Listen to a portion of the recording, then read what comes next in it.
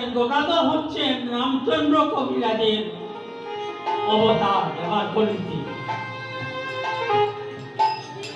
তাই গদাধর রাধা শক্তি গদাধর পরবর্তীতে যখন নিতাই গৌর অদ্বৈত প্রকটে চলে গেলেন তখন শ্রীনিবাসাচার্য নরোত্তম ঠাকুর সমানন্দ প্রভু গদাধর প্রভু এই রামচন্দ্র কবিরাজ এই চারজন ভাগে ভাগে বিভাজিত হয়ে আসছে এসে গৌড়ীয় বৈষ্ণবগণকে রক্ষা করলেন গৌর।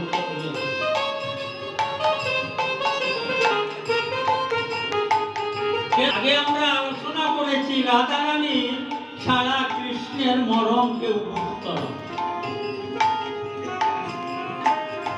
শ্রীকৃষ্ণ স্বয়ং ভগবান শ্রীকৃষ্ণের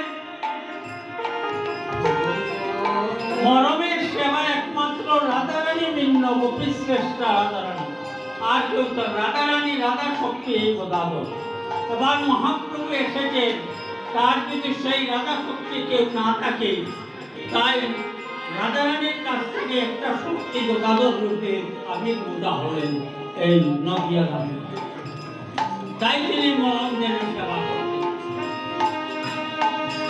রাত্র অধিক নব